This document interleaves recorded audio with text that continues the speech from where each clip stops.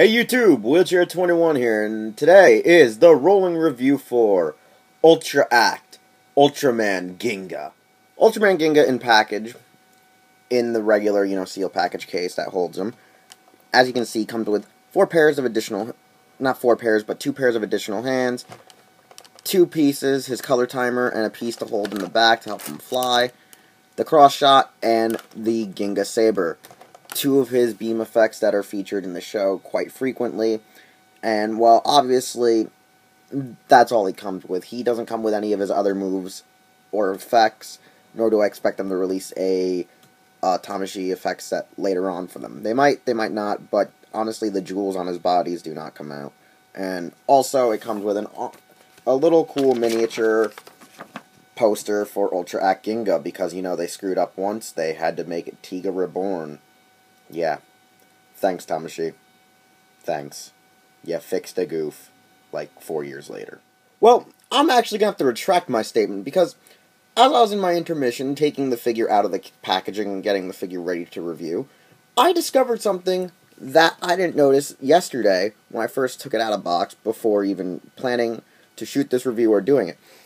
When I tried to take off these pieces on his legs and the parts of his body, which I only thought you could take off of his right forearm to put in the slash, these just fell right off. So I'm guessing what happened was, while it was shipping, it kind of got sealed in there, kind of plastic either shrunk or expanded due to the heat, due to the weather temperatures, and these pieces just popped off while I was pulling it out of the box. Which means, god damn it, Tamashii, you're gonna screw me. They are most likely going to create a freaking Tamashii exclusive effect set, replacing all the crystals on his body, from his shoulders, to his wrists, to his feet, and including his chest, with additional heads to recreate all of the other blasts and attacks from the show. This is an amazing freaking shocker. That is the first thing that I will say, is the lead off to this actual figure review.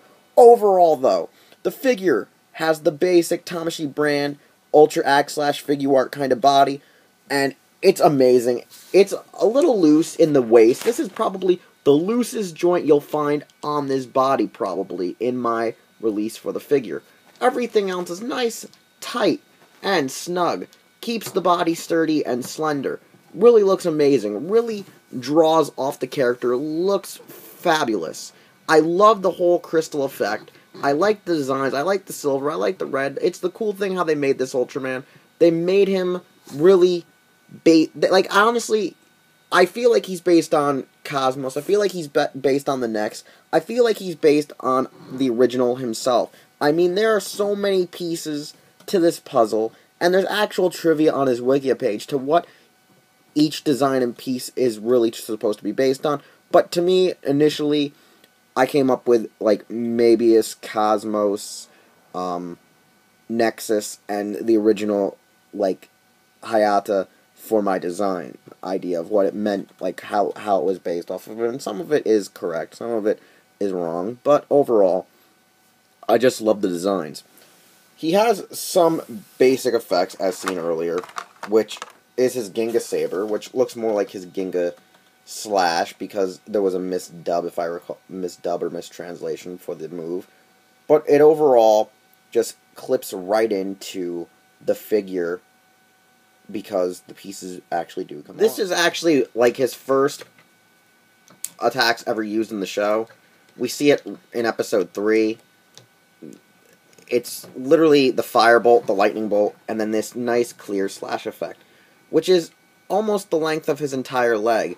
The problem that sucks is it's so clear and not a bit of a blue tint, it loses its luster, that you don't really see it in the lighting. I'm going to have to actually move the box over just to get a better glimpse of this figure's effect on display. It looks really nice. It looks pretty damn awesome. I just wish it wasn't as clear as it was. Maybe put a little bit more blue into the highlights of it and make it look more jagged and bladed. Because this looks just like when he's rushing it into the ground to cause the fissure attack that the figure overall, or the character overall, used in the show when using the slash. But his next attack is the infamous Ginga Cross Shot, the L-shaped beam that all Ultraman possess. This, like I said, is a basic figure art because they didn't want to include more than the 2 basic effects, and because they want to make more money by making exclusive parts. Anyways, to do that, you will have to replace both his arms and greatly position the figure. And there you have Ginga with the cross shot.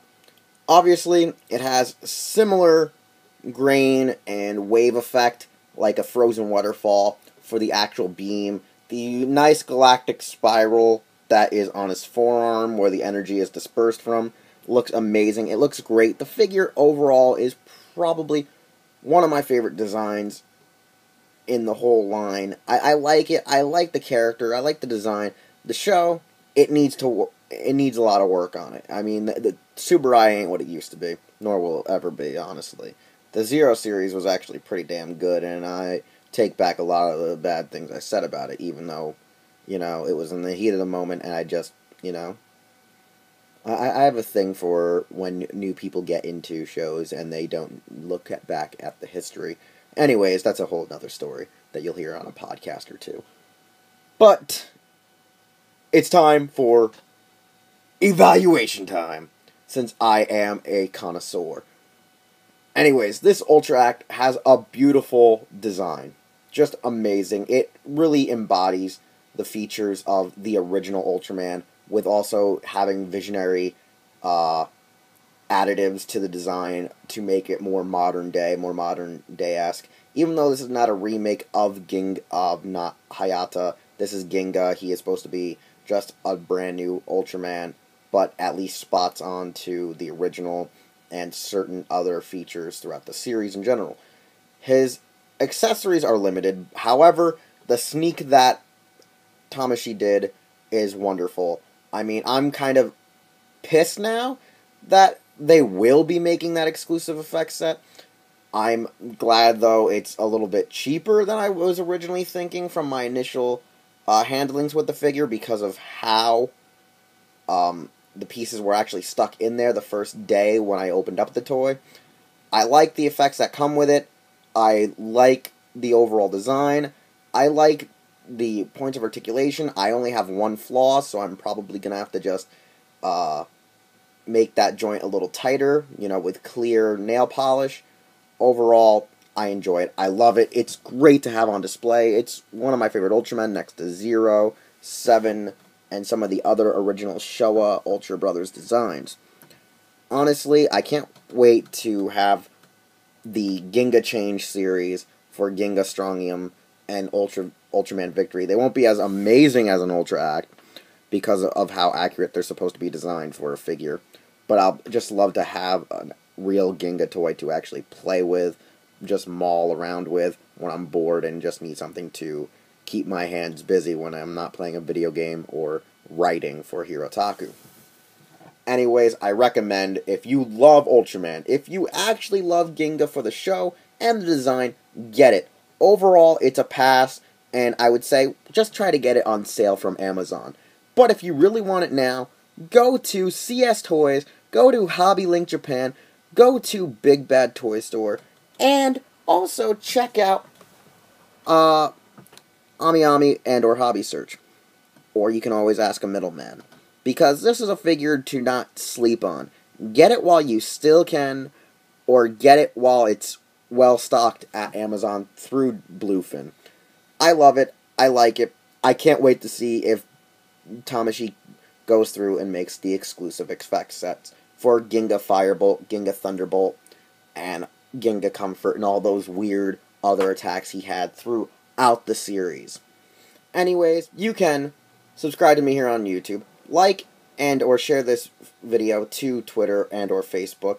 You can also write in the comments below what you liked, what you didn't like about Ginga, the show, the character, the toy overall. And you can follow me on Twitter, check me out on Hirotaku, and several of the podcasts on Raijo Nihon. Because we are with heroes, and that's all I can say for now, because this has been the review for Ultra Act Ultraman Ginga. My next review, I am completely unsure of what it will be, but it's most definitely another Tamashii or Bandai Japan product.